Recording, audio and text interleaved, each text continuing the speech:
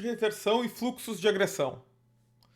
Galera, muito bem, a gente está agora, né, terminando basicamente aqui a nossa aulinha de como analisar as ferramentas, mas é importante vocês saberem uma coisa. Dentro da planilha a gente tem aqui o fluxo de agressão, tá, do mini índice, do mini dólar e do dólar, né? O mini índice e o mini dólar, né, eles são somados aqui, né, dentro de acordo com seus lotes, etc, e transformado no valor total. Então a gente vê aqui que no momento, no final do pregão, tinha aqui mais de, né, 10 mil lotes de agressão na venda, um saldo bem vendedor, né? E os juros futuros mais ainda. Lembrem-se que os juros futuros e o fluxo de agressão e mais o volume estiver tudo caminhando para o mesmo lado, a gente tem uma tendência muito forte do mercado na venda. Os juros futuros está firmemente ligado ao dólar, tá? Tem uma correlação muito forte, às vezes tem uma descorrelação, mas via de regra, em 80% dos casos, o juros futuros trabalha muito forte junto com o dólar. Não resiste muito tempo. Às vezes o dólar sai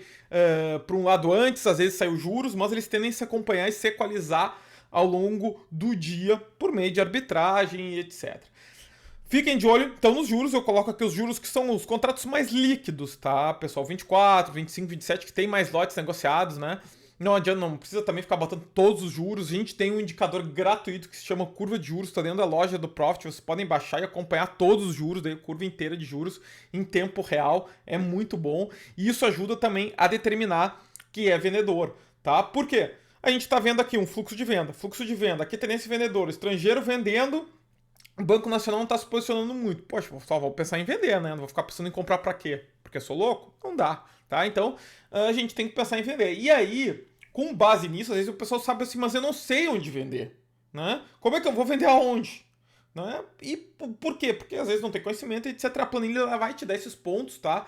De reversão ou pullback. Então, tu tá querendo vender, tu vai pensar em vender aonde? Quando a planilha volta lá pro 267, pro 294 ou pro 320.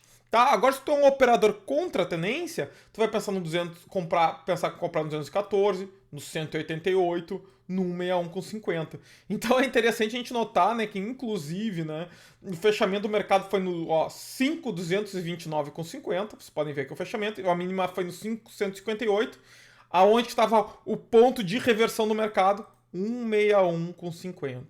E olha lá, ó, pegou exatamente a região e voltou aí o que, né? Mais de que, né? Muitos pontos, né?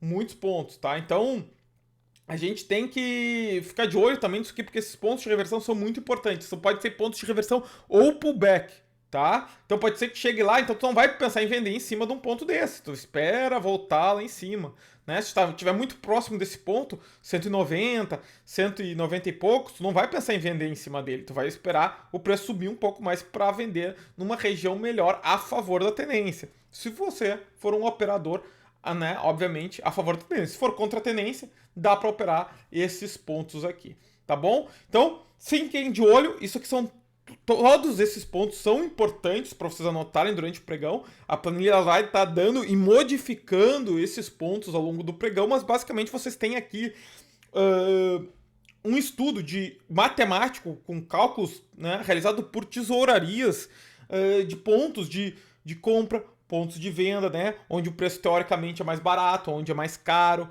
e por aí vai. E isso acompanhado com o do fluxo pode ajudar vocês aí a melhorar as entradas de vocês, inclusive carregar ou não uma operação. Depois eu vou mostrar graficamente aqui na próxima aula como a gente pode trabalhar num gráfico com a planilha.